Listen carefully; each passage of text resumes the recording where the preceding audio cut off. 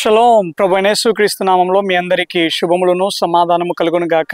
This is Nehemiah, this time from the heart of Engedi. Engedi ఏంటి బాబు, పేరు కొంచెం వింతగా ఉంది అనుకుంటున్నారా? అవును, ఈ ఎన్గేడి బైబిల్లో ఉంది. ఈ ఎన్గేడి అనే ప్రాంతం చాలా చాలా ప్రాముఖ్యమైన ప్రాంతం. దావీదు మహారాజు గారి యొక్క జీవితంలో ఎంతో ప్రాధాన్యత సంతరించుకున్న ప్రాంతం ఈ ఎన్గేడి ప్రాంతం. అయితే ఈ యొక్క ఎన్గేడి ప్రాంతం బైబిల్లో ఎక్కడెక్కడ పేర్కొనబడింది, దావీదు జీవితానికి ఈ ఎన్గేడి ప్రాంతానికి ఉన్న సంబంధం ఏంటి, వాటన్నిటినీ మనము ఈ రోజు ఈ వీడియోలో చూడబోతూ ఉన్నాము. ఈ ఎన్గేడి ప్రాంతం చాలా అద్భుతంగా ఉంటది, చాలా అందంగా ఉంటది. ఇక్కడ చక్కటి సెలయేర్లు ఉంటాయి, చక్కటి గార్డెన్ ఉంటుంది, అరణ్యము మధ్యలో ఉంటుంది ఈ ప్రాంతం. ఎండ కూడా చాలా చాలా భయంకరంగా ఉంది. నేను క్యాబ్ పెట్టుకున్నాను, తప్పుగా అనుకోమాకండి, ఎందుకంటే ఎండ మాత్రం చాలా చాలా టూ మచ్ ఉంది. ఆ ఎండకు తట్టుకోలేకనే నేను క్యాబ్ పెట్టుకున్నాను. సో ప్రస్తుతానికైతే మనం లోపలికి వెళ్ళిపోదాము. లోపలికి వెళ్ళాక ఆ ప్రాంతాలన్నిటిని చూస్తూ, అలాగే ఆ యొక్క జలపాతాలు, ఆ యొక్క సెలయేరు, వాటన్నిటిని చూస్తూ ఈ యొక్క స్థలం యొక్క ప్రాధాన్యత ఏంటో మనం తెలుసుకుందాం. ఈ వీడియో చాలా ఇంట్రెస్టింగ్ గా ఉంటుంది, చివరి వరకు చూడండి. ఇప్పటి వరకు మన ఛానల్ ఎవరైనా సబ్స్క్రైబ్ చేసుకున్నట్లయితే తప్పకుండా సబ్స్క్రైబ్ చేయవలసిందిగా మనవి చేస్తూ ఉన్నాను. కష్టం అనుకోకుండా తప్పకుండా లైక్ చేయవలసిందిగా మనవి చేస్తున్నాను. లోపలికి వెళ్దాం పదండి. యాక్చువల్ గా ఇక్కడ మేము టికెట్ తీసుకున్నాము. ఒక్క వ్యక్తికి 31 షెకిల్ అవుతుంది, ఓకేనా? పెద్దవారికి 31 షెకిల్ అవుతుంది. సో టికెట్ తీసుకున్నాము, లోపలికి వెళ్దాం పదండి.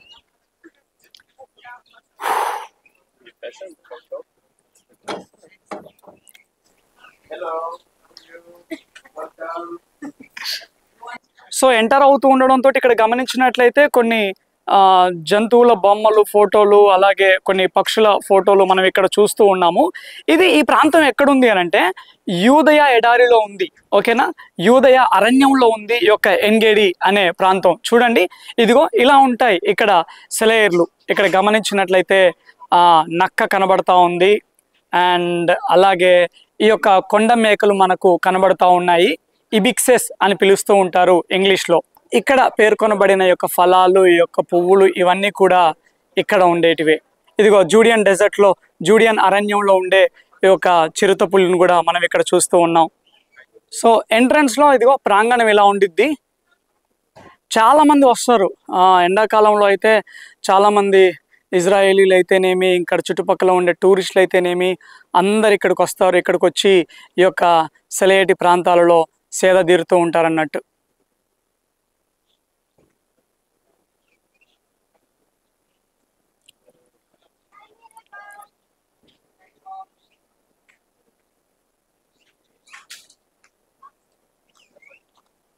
సో ఇక్కడ చూసినట్లయితే ఆల్రెడీ కొంతమంది టూరిస్టులు లోపలికి వెళ్ళి వచ్చారు, ఇంకొంతమంది లోపలికి వెళ్ళడానికి ఎదురు చూస్తూ ఉన్నారు, ఓకేనా?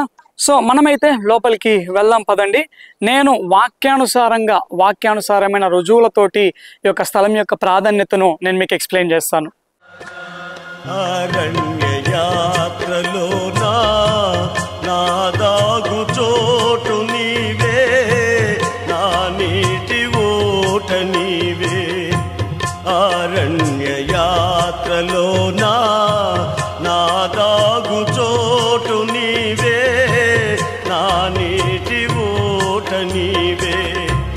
అతికాంక్షణీయుడా ఆనుకొనెదని మీద, అతికాంక్షణీయుడా ఆనుకొనెదని. మనము యాక్చువల్గా బైబిల్ చదువుతూ ఉన్నప్పుడు ఇజ్రాయేలీలు అరణ్యం గుండా ప్రయాణం చేశారు అని మనం చదువుతాం కదా. ఆ అరణ్యం అనగానే మనం ఏమో అనుకుంటాం, కానీ బాబోయ్ ఇక్కడికి వచ్చి నాకు అర్థమైంది మామూలు అరణ్యం కాదు, ఇది భయంకరమైన అరణ్యం. యాక్చువల్గా మేము ఈ యొక్క యెరూషలేము నుండి ప్రయాణం అయ్యి ఫస్ట్ కుమ్రాన్ కేవ్స్ దగ్గరికి వెళ్ళాము, ఓకే? ఆ యొక్క వీడియో మీరు చూశారు కదా. ఆ కుమ్రాన్ కేవ్స్ నుండి ఈ యొక్క ఎన్గేడి దగ్గరికి వచ్చాము మేము. అయితే ఆ ప్రయాణంలో ఎక్కడ చూసినా కానీ కేవలము భయంకరమైన కొండలు, లోయలు, గుట్టలు, భయంకరమైన అరణ్యం. ఎక్కడ కూడా నీటి జాడ కనబడదు, ఎక్కడ కూడా మంచి చెట్లు, మంచిగా నీడ ఉంది, రెస్ట్ తీసుకున్నాము అనేది ఉండనే ఉండదు. భయంకరమైన అరణ్యము. అండ్ ఇక్కడ టెంపరేచర్ కూడా అబోవ్ 43-45 డిగ్రీస్ ఉంటుంది. ఇంకా కొంత కాలానికి అయితే 50 డిగ్రీస్ కూడా రీచ్ అవుతుందంట. అయితే ఇంత ఎడారి మధ్యలో, ఇంత భయంకరమైన అరణ్యం మధ్యలో ఇది ఒక ఒయాసిస్ లాగా ఉంది, ఒక సెలయేరు లాగా ఉంది. నిజంగా ఇక్కడ సెలయేరు ఉంది. అయితే మనం ఇంకొంచెం ముందుకు వెళ్దాము, ఒక 200 మీటర్లు ముందుకు వెళ్తే అక్కడ సెలయేరు ఎలా ఉంది ఏంటి అనేది మనం చూద్దాము. అంతేకాదు దావీదు జీవితానికి మరి ఈ స్థలానికి ఉన్న ప్రాధాన్యత ఏంటి, ఆత్మీయంగా ఈ యొక్క ఎన్గేడి అన్న ప్రాంతము మనకు నేర్పించే పాఠం ఏంటి, వాటి వీటన్నిటిని మనం ఇప్పుడు పరిశీలన చేయబోతూ ఉన్నాము. ఓకేనా? మీరు టీవీలలో చూస్తూ ఉన్నా కానీ, ఫోన్లలో చూస్తూ ఉన్నా కానీ రెడీగా ఉండండి. మనం అందరం కలిసి ఆ యొక్క ఎన్గేడి లోపలి ప్రాంతాన్ని పరిశీలన చేద్దాం. పదండి. సో ఇక్కడ గమనించినట్లయితే చూడండి, ఎన్గేడి an oasis in the heart of the desert అని మనకు కనబడుతూ ఉంది. అండ్ ఇక్కడ కూడా గమనించినట్లయితే ఈ యొక్క జలపాతం మనకు కనబడుతూ ఉంది. ఓకేనా? చలో వెళ్దాం పదండి. ఎస్, ఇదిగో వీళ్ళందరూ టూరిస్టులు అన్నట్టు. ఈ యొక్క ప్రాంతానికి ఉన్న ప్రాధాన్యతను బట్టి వాళ్ళు వచ్చి ఈ యొక్క ప్రాంతాన్ని దర్శించుకొని మరి ఆ యొక్క జలపాతంలో చక్కగా స్నానాలు చేసుకొని వెళ్తూ ఉంటారు అన్నట్టు. నూతన క్రియను చేయుచున్నానని నీవు సెలవీయగా, నా ఎడారి జీవితమే సుఖ సౌఖ్యము కాగా. నూతన క్రియను చేయుచున్నానని నీవు సెలవీయగా, నా ఎడారి జీవితమే సుఖ సౌఖ్యము కాగా. నారణ్య రోదన ఉల్లాసముగా మారిపోయే. ఓకే, ఇక్కడ కొద్దిసేపు కూర్చుందాం. భయంకరంగా అలసట వచ్చేస్తుంది.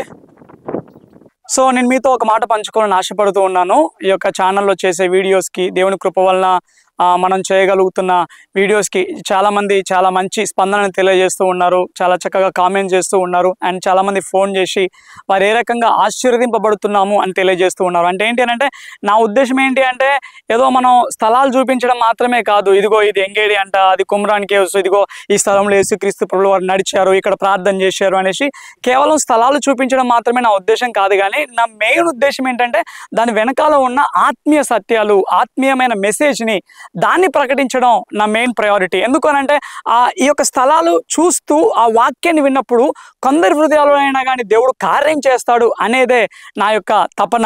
ఆ యొక్క ఆత్మీయ మెసేజ్ని కూడా చాలా చక్కగా స్వీకరిస్తూ ఉన్నారు. అండ్ చాలా మంది పాస్టర్లు కూడా, బాబు నీ యొక్క వీడియోస్ చూస్తూ ఉంటున్నాము, అంతేకాదు మేము మా సంఘంలో కూడా షేర్ చేస్తూ ఉన్నాము, వాళ్ళని కూడా చూడండి, సబ్స్క్రైబ్ చేసుకుని ఎంకరేజ్ చేస్తున్నామని తెలియజేస్తూ ఉన్నారు. ఆ రకమైన ప్రోత్సాహాన్ని అందిస్తున్న ప్రతి ఒక్కరికి ప్రభునామంలో వందనాలు తెలియజేస్తూ ఉన్నాను. ఓకేనా? మనం ముందుకు వెళ్దాం పదండి.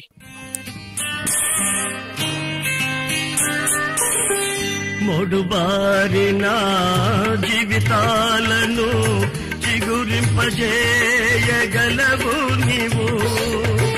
మొడుబారిన జీవితాలను చిగురింపజేయగలవు నీవు.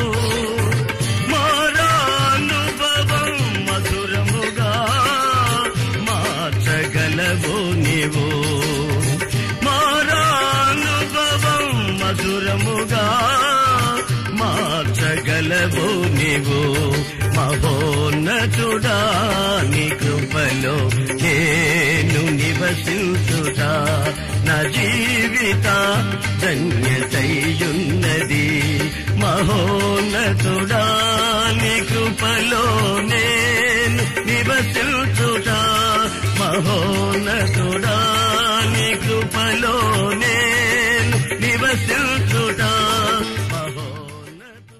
ఓకే, మనం ఇంకా ఫర్దర్ గా వెళ్ళడానికంటే ముందుగా మనం ఈ యొక్క స్థలం యొక్క ఆత్మీయమైన ప్రాధాన్యత ఏంటో పరిశీలన చేద్దాము.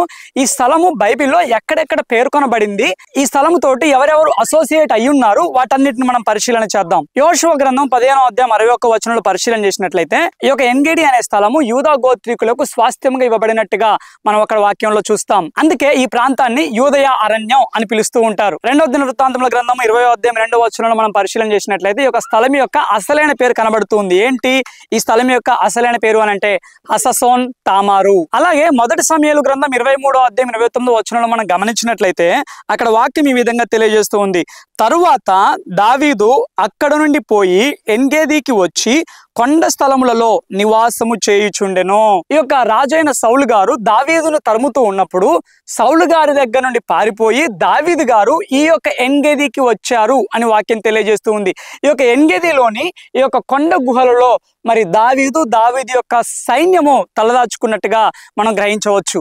ఎందుకు ఈ స్థలాన్ని దావీదు అతని సైన్యం ఎంచుకున్నారు అని అంటే, ఈ స్థలంలో ఈ యొక్క ఒయాసిస్ ఉంది, ఈ యొక్క స్థలంలో జలపాతం ఉంది కాబట్టి చక్కగా వారు సేదతీరడానికి మంచి అనువైన స్థలము ఈ స్థలము. అంతేకాదు ఈ యొక్క స్థలము ఎంతో ఎత్తులో ఉంటుంది కాబట్టి శత్రువు నుండి రక్షించుకోవడానికి చాలా సులువుగా ఉంటుంది. అంతేకాదు సౌలు మహారాజు గారు దావీదు ఇక్కడ ఉన్నాడు అని తెలుసుకొని దావీదును తరుముకుంటూ ఈ స్థలానికి వస్తాడు. ఈ స్థలానికి వచ్చి ఈ యొక్క కొండ గుహలలో సౌలు అతని సైన్యము వారు విశ్రాంతి తీసుకుంటూ ఉన్నప్పుడు దావీదు ఏం చేస్తాడు అనంటే, ఇక్కడే మరొక చోట దాక్కున్న దావీదు అతని సైన్యము సౌలు ఇక్కడే ఉన్నాడని తెలుసుకొని సైలెంట్ గా వచ్చి సౌలు యొక్క పై వస్త్రపు చెంగును కట్ చేయడం జరిగింది. ఆ సందర్భము ఈ స్థలంలోనే జరిగింది. ఆ గుహలు కూడా ఇక్కడే ఉన్నాయి, వాటిని మనం చూడబోతూ ఉన్నాము. అంతేకాదు ఈ స్థలం ఇంకా ఎక్కడ పేర్కొనబడింది అని అంటే, పరమగీతము 1వ అధ్యాయము 14వ వచనంలో కూడా పేర్కొనబడింది. ఒకసారి మనం పరమగీతంలోకి వెళ్దాము. పరమగీతము 1వ అధ్యాయము 14వ వచనం. నాకు నా ప్రియుడు ఎన్గేది ద్రాక్షవనములోని కర్పూరపు పూగుత్తులతో సమానుడు. దయచేసి గమనించండి, ఇక్కడ పుష్పించే పువ్వులతోటి చక్కటి పర్ఫ్యూమ్స్ తయారు చేస్తూ ఉంటారు అన్నట్లు. అందుకే సొలొమోను మహారాజు గారు పరమగీతాలలో ఎన్గేడిలో పుష్పించే పువ్వులను ప్రస్తావిస్తూ ఉన్నాడు. ఓకేనా, అర్థమైందా ఈ యొక్క స్థలము బైబిల్లో ఏ చోట ప్రస్తావించబడిందో? ఇప్పుడైతే మనం ముందుకు వెళ్దాం పదండి. ఆ యొక్క సెలయేటిని, ఆ యొక్క కొండ గుహలను మనం చూద్దాం. ఇక్కడ చూడండి, ఇక్కడ గమనించినట్లయితే ఈ యొక్క కొండ గుహలు మనకు స్పష్టంగా కనబడుతూ ఉన్నాయి. నేను జూమ్ చేస్తాను. ఇదిగో ఆ గుహలు కనబడుతూ ఉన్నాయి కదా, ఇంకా జూమ్ చేయడానికి ప్రయత్నం చేస్తాను.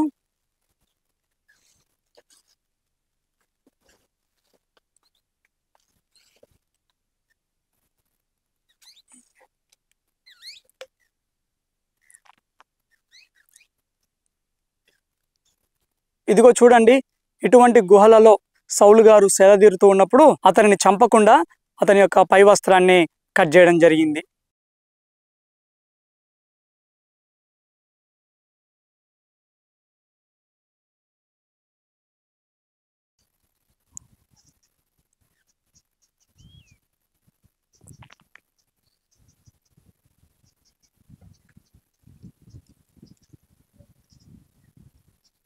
ఓకే, ఆ వాటర్ ఫాల్ సౌండ్ మాకు వినబడుతూ ఉంది.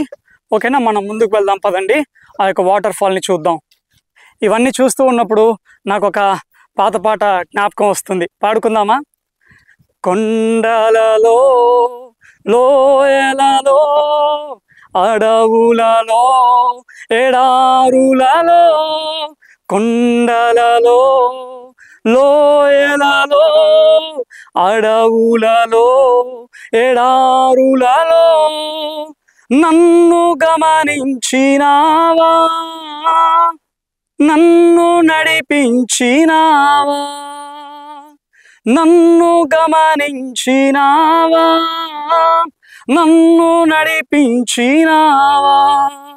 యేసయ్యా, యేసయ్యా, యేసయ్యా, యేసయ్యా, నిన్నే నిన్నేనే కొలుతూనయ్యా, నీవే నీవే నా రాజువయ్యా, నిన్నే నిన్నేనే కొలుతూనయ్యా, నీవే నీవే నా రాజువయ్యా.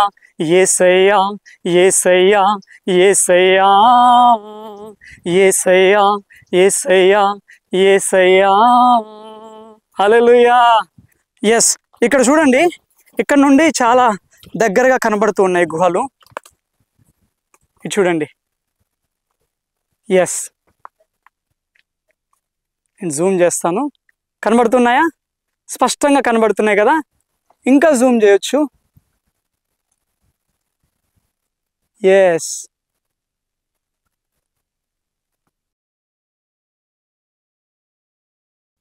లైన్గా ఉన్నాయి. ఇందులో పర్టికులర్గా ఏ గుహ అని మనం చెప్పలేం, కానీ ఈ గుహలలో ఏదో ఒక గుహలలో దావీదు సైన్యము మరి సౌలు సైన్యము విశ్రమించడం జరిగింది. ఓకేనా, ఇంకా ముందుకు వెళ్దాం పదండి. ఓకే, మనం ఈ యొక్క సెలయేటి దగ్గరికి, ఒక జలపాతం దగ్గరికి వచ్చేసాము. ఇక్కడ చాలా జలపాతాలు ఉంటాయి, కానీ కొన్ని జలపాతాలు క్లోజ్ చేసేసారు, అక్కడ కొంచెం ప్రమాదకరంగా ఉంది అనేసి. సో ఇది మాత్రము ఓపెన్ చేశారు. చూడండి ఎలా ఉందో. భయంకరమైన అరణ్యంలో ఈ జలపాతాలను మనం చూస్తూ ఉన్నాము. ఇక్కడ కింద గమనించినట్లయితే చాలామంది చక్కగా రిఫ్రెష్ అవుతూ ఉంటున్నారు. ఎస్, యాక్చువల్గా పైన ఒయాసిస్ ఉందన్నట్టు. ఆ ఒయాసిస్ నుండి నీరు ఇలా ప్రవహించి జలపాతం మాదిరిగా వస్తూ ఉన్నాయి. సో ఇక్కడ చూడండి, ఇది ఇలా పారుకుంటూ వెళ్ళిపోతూ ఉంటుంది. ఓకేనా, ఒకసారి మనం కిందికి వెళ్దాం పదండి. కిందికి వెళ్ళి కింద నుండి చూద్దాం వ్యూ.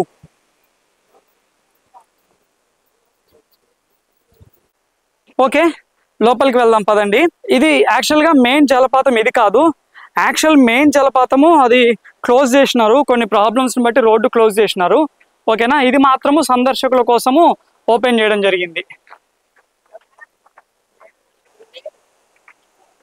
చలో,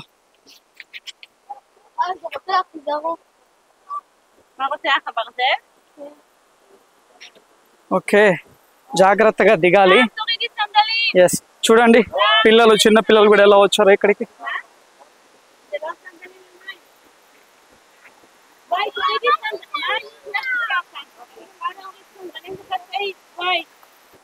ఎస్, వాటర్ మాత్రం భలే ఫ్రెష్గా ఉన్నాయి, చాలా బాగున్నాయి. అబ్బా, ఇంతసేపు భయంకరంగా ఎండలో తిరిగాను, ఇప్పుడు ఈ వాటర్ తాకగానే భలే ఫ్రెష్గా ఉంది. అమ్మా,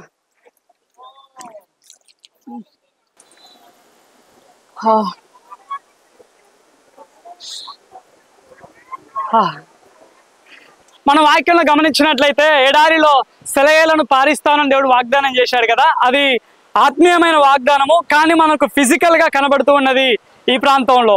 దావీదు దీనిని ఎక్స్పీరియన్స్ చేశాడు తన వ్యక్తిగత జీవితంలో. అరణ్య యాత్రలో నా దాగు చోటు నీవే, నా నీటి ఓట నీవే.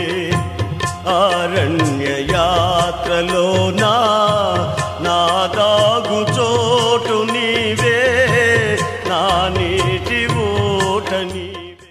కీర్తనల గ్రంథం 42వ అధ్యాయం 1వ వచనంలో మనం గమనించినట్లయితే అక్కడ కీర్తనకారుడు తెలియజేస్తూ ఉన్నాడు, దుప్పి నీటి వాగుల కొరకు ఆశపడుతున్నట్లుగా దేవా నా ప్రాణము నీ కొరకు ఆశపడుతుంది అని తెలియజేస్తూ ఉన్నాడు. ఇక్కడ మనం ఒకటి గమనించాలి, ఏంటి అని అంటే దుప్పి ఎక్కువగా స్టాగ్నెంట్ గా ఉన్న నీళ్లను తాగదు. దుప్పికి దాగం వేసింది అని అంటే చాలా వరకు, ఇదిగో మనకు సెలయేరు కనబడుతుంది కదా, అరణ్యంలో సెలయేరు కనబడుతుంది కదా, ఆ యొక్క సెలయేరు లాగా ప్రవహిస్తున్న నీటిని మాత్రమే తాగుతుంది. మ్యాక్సిమము ఎంత దూరమైన ప్రయాణం చేసి ఆ రకంగా ప్రవహించే నీటిని తాగడానికి ప్రయత్నం చేస్తే తప్పితే ఒకే దగ్గర స్టాగ్నెంట్ గా అలా పేర్కొని పోయిన ఆ నీటిని తాగడానికి దుప్పి అంతగా ఇష్టపడదు. గత్యంతరం లేని పరిస్థితుల్లో తాగిది తప్పితే మ్యాక్సిమము ఈ రకంగా ప్రవాహంగా వెళ్లే నీటిని మాత్రమే ఆ యొక్క దుప్పి తాగుతుంది. దయచేసి గమనించండి, మన ఆత్మీయ జీవితం కూడా ఈ రకంగా స్టాగ్నెంట్ గా ఉండకూడదు. మన ఆత్మీయ జీవితం కూడా ఇదిగో ఈ యొక్క జీవజలము వలె, ఆ యొక్క ప్రవాహము వలె దేవుని సన్నిధి, దేవుని ప్రసన్నత మన హృదయంలో నిరంతరము పారుతూనే ఉండాలి.